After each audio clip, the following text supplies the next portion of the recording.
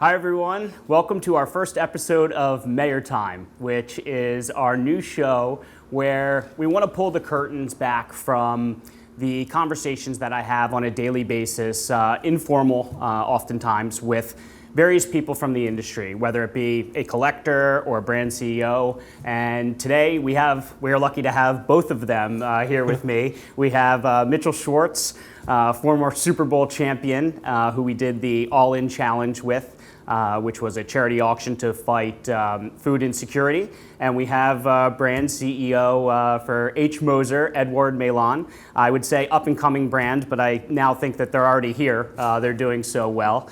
And a similarity between both of these guys that are here with me today is Mitch is somebody who, there's a reason behind every watch that he purchases and puts in his collection.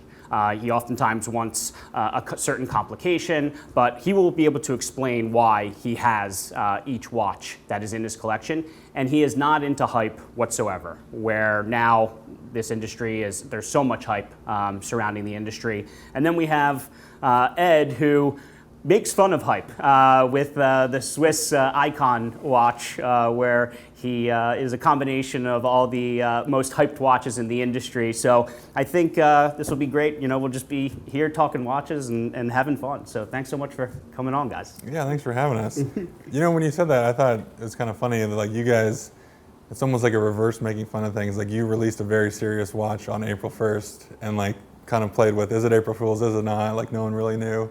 So it's almost like reverse hype that you don't even know what's going to come from these guys next, because he'll throw out like a real watch on April 1st, a fake one on another time. It's pretty cool. Keeps you on your toes. We like to surprise people. You know? I guess it's like football. You know, if everybody knows you're going in that direction, you need to go in the other. Exactly. Yeah, you got to your first football experience yesterday. Yeah, so. that was fun. It was a fun day, despite for the outcome. You know, the Chiefs ran it up on my Eagles, Chiefs. but you know, it was a fun time for sure. Mitch was wearing his Super Bowl ring. So. Yeah, I got a couple of nice guys here. So this one's from the Super Bowl 2 years ago. This one is for winning the AFC last year. We lost the Super Bowl. I didn't get to play in that game, unfortunately. I'd like to think maybe there might have been a different outcome, but might be a little selfish of me. But it's pretty cool. I don't get to wear these often, so I don't really wear them until I see, you know, good people and have a good time. So. Well, you were certainly dominant in the one that you won, and then on your wrist, you know, the watch that you're wearing is one, you know, is definitely ties into hype or lack thereof. So talk about that one, the Swiss Alp Final Edition. Yeah, so I'd always wanted a watch from you guys, from Moser. I wasn't exactly sure which one. Obviously, I've got a pretty big wrist, so finding the right piece is always a little bit of a challenge for me. You know, early on in my collecting days, I got like 40 millimeter, 42 millimeter pieces, and I realized they didn't quite fit me so well once I saw a photo, and it looked really small. I couldn't like get that picture out of my head. And you guys offered the Zoom call with Ed. You know, I guess that was 2 years ago now? 1 year ago? I think it was last year. It was a year. November. Yeah. Yeah. See, everything just goes all together these times. Right. But I was able to join that, and you actually like previewed this one, and I was like, oh my God, that's amazing. And like I George think you were said, texting me mid Zoom, like, I need one of those. yeah, which is weird because like George said, I'm very like, I think everything through, and like I gotta have a reason for a piece and all these things, and like this was the closest thing to an impulse purchase I've ever had. It was just like, to me, it's the culmination of I think everything you guys do like in one watch. It's a material that no one else has even tried. It's a case shape that is obviously very similar to what people like, but it's also kind of a little bit of a middle finger to the industry. But also your kind of fun play on going anti-hype, anti-trends. You know, what's the reaction to the Apple Watch and technology? I love the running seconds. That was like the ultimate, just like cherry on the top. And it's a beautiful piece. I was so excited to finally get it. And you know, kind of my collecting philosophy, I like to get kind of like that seminal piece for the brand, and the one that I think kind of makes the most sense for what they do, their DNA. And to me, that was this, and it had like the playfulness, the seriousness. So how do you go about producing watches now? And by that I mean product development. You constantly, you know, you got all this momentum behind, you know, Vanta black dial pieces, Streamliner, which is your sports watch, the whole Swiss Alp, and you know, how do you keep people interested, entertained, on their toes? You know, talk about being the guy behind the brand and having to constantly, you know, But we don't put ourselves into a position where we have pressure on what do we want to do, what do people expect, how do we create a hype or something. It's more like, what do we like, what do we do? I mean, in that particular case, we're like, okay, we don't have movements anymore, we're coming to an end. What would be the ultimate Swiss Alp watch we want to make for ourselves? And we were like brainstorming all those ideas, and actually one of our customers came up with the idea of this element of the charging, and we thought it's a cool idea. So I talked to him. I said, would you mind if we used your idea as the ultimate Swiss Alp watch? And he said, yes, of course. It's super cool. And then we did that. But for every watch we do, there's really a small team. It's usually my brother Nicholas. I don't know if you met him. He's the head of sales. Maurizio is head of production, and we just having fun. It's a passion. We want to make watches we want to wear. And then it's like, oh, there's this material I heard about. Can we do something about it? Can we use it actually? And usually Maurizio says, no, it's impossible, but we know he's going to find a solution. And then there's the excitement of seeing the watch come to life and going through the different phases. And we always have like tons of projects in parallel. Some don't come to life, but... Right. I remember hearing you say before where I was like, I love that, is you said, I don't necessarily want everyone to love my watches. I can't have everyone love my watches, I mean, if it's going to be specific, identifiable, unique, some people are going to love it and others aren't. And I just want the people who love it to really love it. That was a big lesson when we bought Moser in 2012. I met so many people who said, oh, I love Moser. And I was like, everybody loves Moser, why they don't buy watches, right? But at the end of the day, all the watches looked like, I mean, to be honest, at that time, what they called the Mayu or the Monarch, that were the name of the watches, you remove the logo, and we did that exercise, and we're still doing it now. but it would look like a Calatrava or an IWC. Or a Jules Audemars or a Saxonia or I mean, there were a lot of patrimony, and they all looked very similar. So silver dial, white gold case, or rose gold case, they all look the same. But we don't have a Royal Oak, we don't have a Nautilus, so we had to create something new. So even though people liked our watches, they were not ready to pay $20,000 for those beautiful watches because nobody knows them and they look like the others. Right. You've kind of trended towards watches as art as well, because it's not like people have one $20,000 watch. You own a few of them, and it's kind of hard to justify it in a realistic sense of it. But if you think of it as, oh, I've got these paintings around my house, or oh, I've got this like beautiful handcrafted thing on my wrist, it kind of alters your viewpoint a little bit of it too. It's art. For us, it's all about details. I mean, it's really when you design a watch and you produce a watch, it's, I think, what makes the beauty. I mean, everybody can make a three-hands watch. We like to. I mean, sometimes we even hide small things in the watch. We had like your new logo. Like the logo, or like the Batman on the chronograph, which is something that people started discovering. But we had a small Batman figure on the chronograph. I didn't even know that. Yeah. Do we have the chronograph? Oh yeah, here.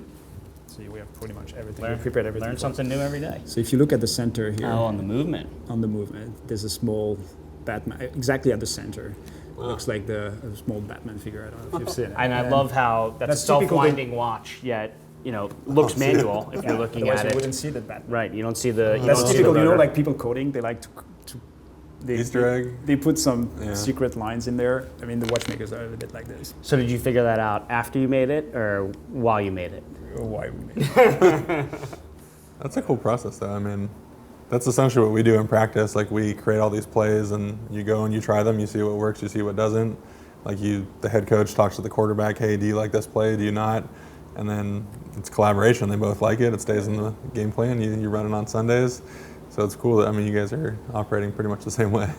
Following on that, yesterday we had a discussion during the game where you were explaining how you would have to prepare a lot before the game in comparison to many other guys, and you wanted to understand, prepare for the next team exactly the way your counterpart would be playing. Is that very similar to the way you choose your watches? Yeah, I think I have to have like a purpose to it, and it has to make sense to me, like on a personal level, and I have to be comfortable with it. But yeah, for me, like, I don't feel comfortable if I'm not prepared. Yeah. And so I had to study a lot. Like you said, I look at the defense alignment, I look at the defense, the tendencies. You can see little things. If a guy's shoulders are this way versus this way, he's more likely to do something. Or, if his feet are, if one leg's up versus the other, they could do different things. Or if, this particular player is like 1 foot removed from where he's supposed to be, that shows you that, like, well, that guy's coming and that guy's not. Like, it gets into all these things. But for me, that preparation made me feel comfortable, and it made me feel, you know, confident going into a game. And then I wasn't out there, you know, purely reacting. I was able to have some anticipation, and I feel like that is kind of similar to the way I like to go about collecting. I mean, like pulling from the table. Well, you have some of my favorite well, we were from the at, competition there. So really? I want to understand why those. I mean, how were the discussions between you guys? Yeah, so this was the Zeitwerk striking time. I think Lange is just amazing.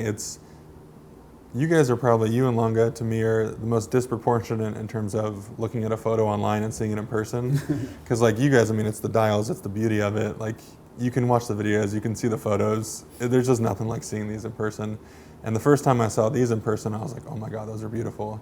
Because they photograph well, they look great. But there's just this whole other level of beauty to it in person. So I saw them and I was blown away. It's one of my favorite. And then from there, like I said, it's kind of figuring out which one I want from that brand. You know, I try to kind of have one per brand. I like to find that the best piece or my favorite piece from them. This is one that's really cool. Obviously, the jumping minutes, the jumping hours. So the base Zeitwerk I really liked. But for me, I kind of like to put that extra little spin on it. Yeah. So, but while on the topic of how all your watches are for you, and I think that's a perfect time to show the Schwartz, which is a watch that is so for him that we now call it the Schwartz. So let's show this one. I'll let you present that. Yeah. So. You got this a long time ago, in fact, and talk about, you know, we said earlier that you're not into hype, and it was interesting. You bought this watch when, you know, the brand was not very hot. In fact, we discounted this watch to Mitch. But yeah, this watch, I mean, Chiefs colors, super special chronograph with multiple patents. Sporty watch, so fits, you know, like what you're wearing right now, super comfortable. What's interesting about this watch is I own an Octosport, which is the same case size, and it fits my wrist, yet it fits your wrist, which is interesting because of the no lugs aspect to it. But this is just so you're, you know, a cook, Mitch in the kitchen, and you know, so you can time things with this. I'm sure sometimes when you cook, you may use this the complication, so it's useful to you. The colors are you. It's sporty. This is just such a you watch. Which one do you wear every day then? I tend to wear this one more than this one. In a weird way, even though this is like, I mean the Odysseus obviously, but before that, it's probably like the sportiest version of a Lange. To me, that's like my dress watch, because on my wrist, it like wears like a normal dress watch, and for what I do, you know, I don't dress up super often. It almost wears more as a dress piece for me. Still, you can wear it with anything, right? Yeah, exactly. So I actually didn't get to see that color version in person until I bought it. I saw the colored gold version, and I was like, wow, that's the most beautiful watch I've ever seen. And I remember talking to George about it. He's like, no, trust me, like the white gold with the black dial, like it's more for you, it's more every day. You can wear it, you know, in your Nike shorts and t-shirt. Right. You can go to the grocery store in it. So I am still able to wear it, you know, day to day, but it's almost kind of morphed into what I wear when I'm, you know, wearing a suit as well, which is kind of funny. Well, I believe you brought a Moser chiming watch with you today that people would love to see. So I think that's a nice segue. Listening to this thing earlier, I'm sure that our viewers would like to hear it as well. So tell us about this. I have to put the glove. Tell us about this one. Titanium, correct? This is titanium with it's not a fume dial. It's what we call it the electric blue. Because of the size, we decided to keep it in one color. Very electric, 43 millimeter, and yes, it's the minute repeater. From Moser, we produce about 10 movements a year. We developed it with a good friend of mine who unfortunately passed away last year. I was the master of minute repeaters. It's something that we didn't master internally, so I considered I went to the best. He worked for Patek for many years doing the minute repeaters, and then set up his own company. And worked with quite a lot of brands who don't want to say that they worked with him, but I think he was one of those great, amazing people who made the watch industry a better industry, and that's why we're always very transparent about who do we work with. Right. I mean, without those guys, there wouldn't be a watch industry. I think it's an ecosystem, right? You have the big brands. We need the big brands because they give economy of scale to our industry. They need our innovation and our creativity. We need all those independent, crazy artists, master watchmakers who push the boundaries, and you need to acknowledge them. Otherwise, we'll be stuck into creating. Everybody would do the same thing, and we end up with one brand. Yeah. And I think I have the chance to meet customers around the world and see in their eyes, like looking at a product and how much they love it. The watchmakers usually don't have that, and the fact that we acknowledge them, I think, gives them a little bit back of their credit that they deserve so much. I mean, awesome. You said you couldn't, make a watch. I can't either. It's not me, right? Right. I can help them. I can give them ideas, and I can kind of coach them, but I'm definitely not that guy. So I think it's important to acknowledge the people inside the company, but also outside the company. And I think too many people don't do that. They consider that, or they tell everyone they're doing everything, whereas we all know it's not the case. And in that case, so we work with Pierre Favre, who unfortunately passed away last year, and one of the greatest watchmakers, especially when it comes to minute repeaters. What we wanted to do, and the discussion I had with him, I said, for me, it's the greatest complication. It's very romantic, the minute repeater, you don't really need it. But like many things in the mechanical watches, but I felt I like the idea of the sound to represent the time. Unfortunately, the best part, minute repeaters are, go back 150 or even 200 years ago, and there would always be, the complication would be at the back. They were created because at that time you couldn't just turn on the light, right, at night. So rich people would have their minute repeater and they would let the time ring during the night. But you would never see the beauty of the complication. So I wanted really to bring the hammers and the gongs at the front, and not turning around the movement, but really bringing it to the front. So it was a long development that we did with Pierre, and I'm super proud of the result. And that's the Endeavor minute repeater here in titanium. And as I said, we make maybe we do 10 pieces a year max, so that's not even one movement a month, but it's definitely a master complication for us. So maybe I can make it play. Let's hear it. Should I?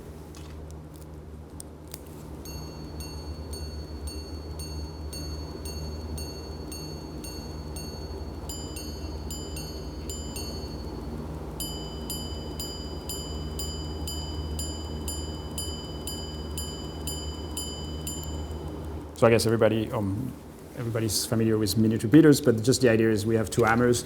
One with one gong rings the hours. Then we have the combination of the two hammers doing the quarters, and then the minutes with the higher pitch gong. And yeah, I think it's exceptional. No, it's amazing. Yeah. I've been fortunate to listen to many minute repeaters from many different manufacturers, and this one is exceptional.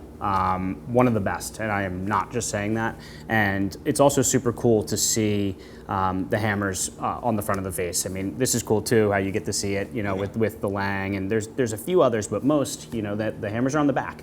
And I think it's awesome, not only just to be able to listen to it and appreciate that, but to see it operate. It's like, wow, this is incredible mechanical engineering. Yeah. It's funny, we even had people asking to remove the hands, because in a way, just want to see.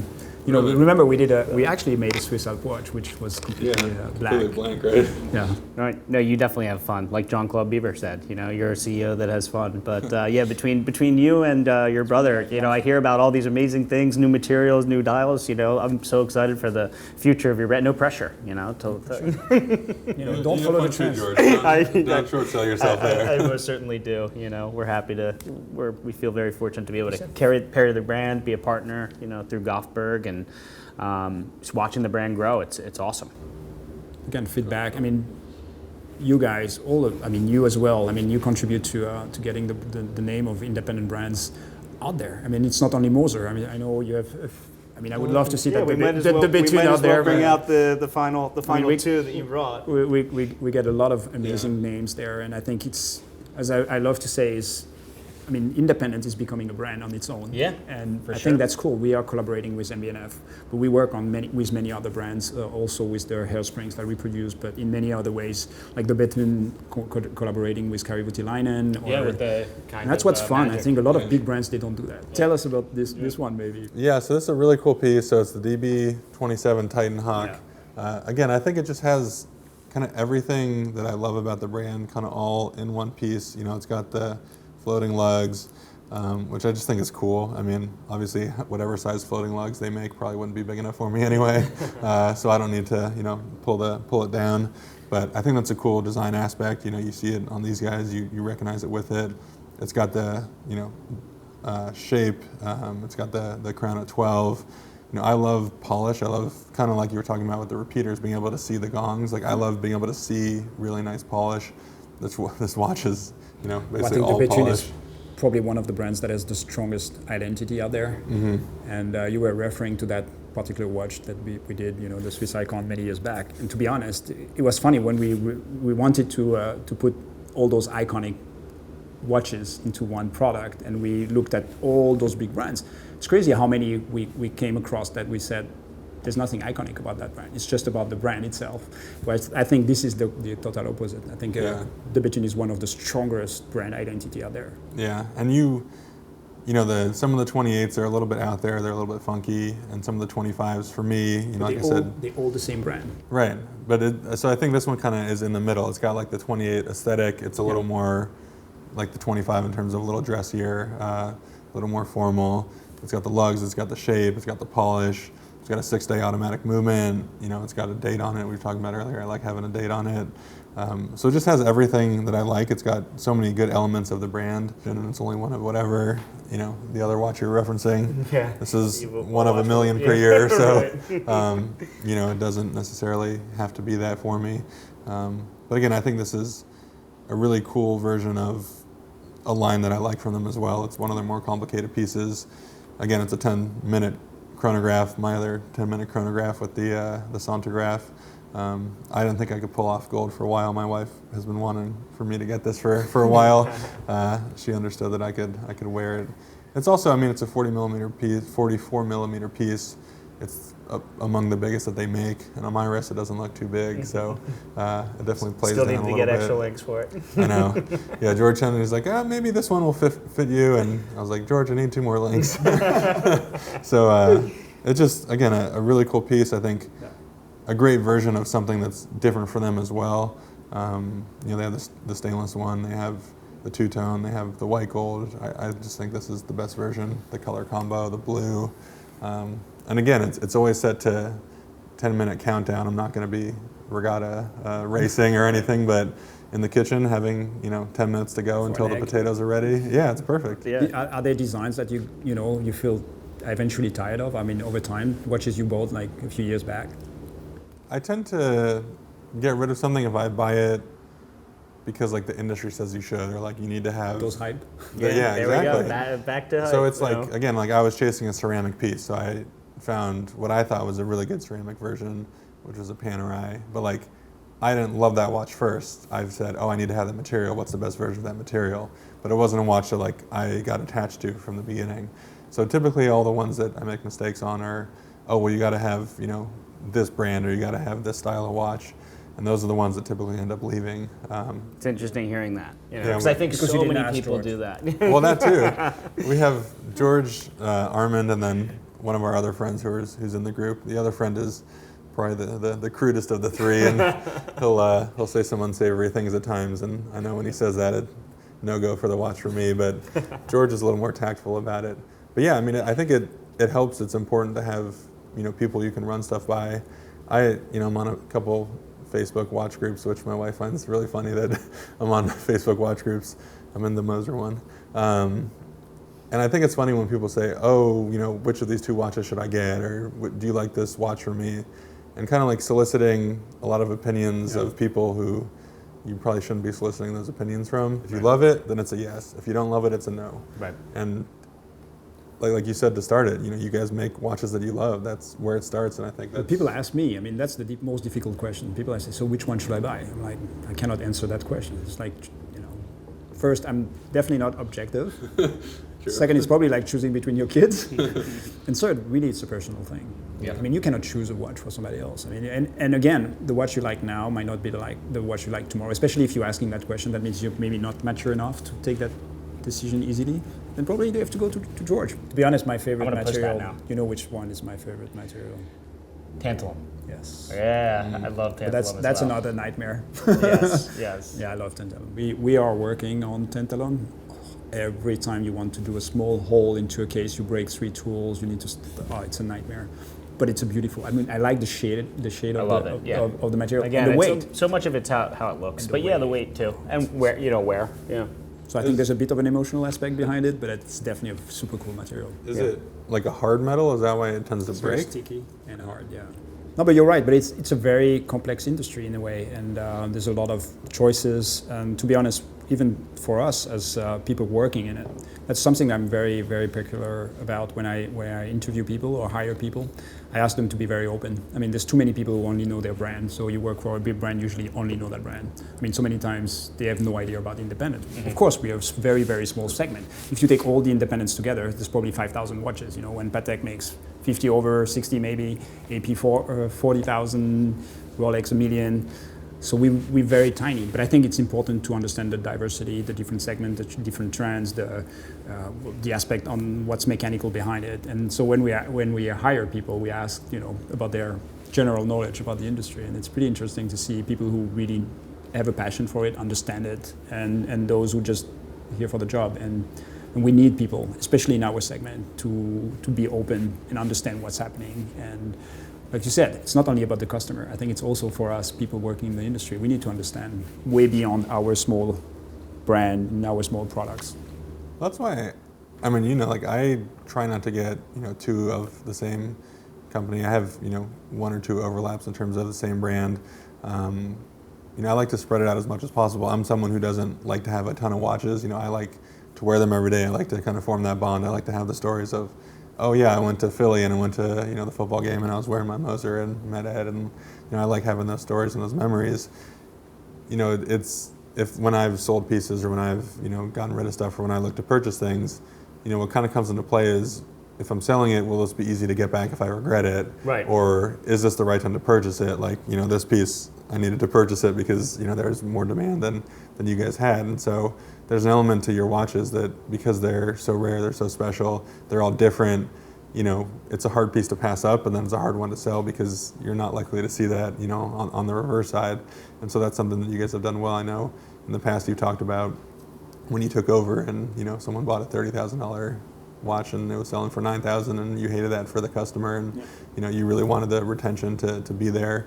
Not that you should think of them as, items to be sold later, but in this case, we need to protect. I mean, we're not trying to make our watches resell in secondary market like a crazy price. I mean, the market is dictating it, but I think it's important to protect the value, and then we'll see. I mean, again, we were discussing it earlier. I think for a lot of people, they buy a watch just because of the resale value. I don't want to tell my watchmakers that. I mean, it's almost embarrassing that of course they value the value of the product, but it's not about the design, the passion, the idea, being part of a continuity of products, and this art perspective that is so important to us. No, it's just about how much is it today, at what price can I get it, and how much is it going to be tomorrow if I want to sell it. But I like to maybe go back to a time where you could walk in somewhere and work for 20 years for a specific thing, know you wanted to get it for yourself and be able to do it, and not have people, buying stuff purely for a monetary, gain, muddy the waters there. So hopefully we can get back towards that a little bit.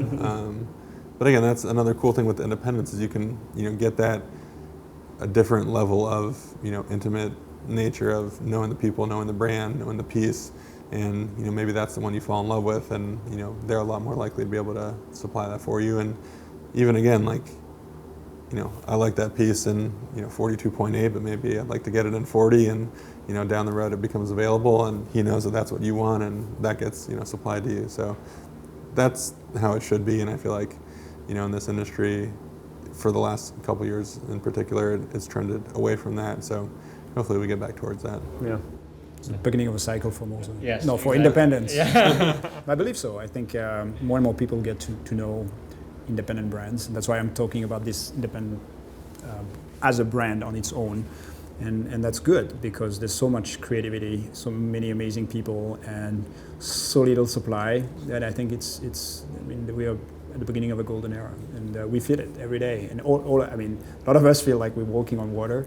I mean, we know. I mean, there's been some very difficult times, so it's very enjoyable. But you need to keep perspective. You can't stop any time, and that's what makes, I think, high-end watchmaking so much fun. That was awesome. I mean, we were talking for a long time. I feel like it's been, 5 minutes just because we're sitting here having fun. But thank you guys, both of you, for coming on for the first episode of Mayor Time, first of many more. We wish you all the best with that, and happy to come back. Yeah, this is awesome. Every time WatchBox posts something, I tell them we need more George content. So I'm excited it's coming to fruition, and I'm excited to see where this goes. Thanks so much, And Mitch. for me, it's been Thank you. an honor to be with you, Mitch, and thank you for all discovering my first NFL game and having you next to me and explaining to me the rules and all those things. That was fun. I mean, I was impressed also to understand how all this works and how complex, and very, very, very cool. Same back to you. It's been great to learn more about the company, and obviously I follow you guys, and So next time we meet in Schaffhausen. Yeah.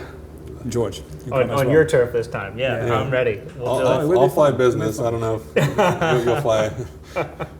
Sounds good. Thanks, guys. Thank you so much.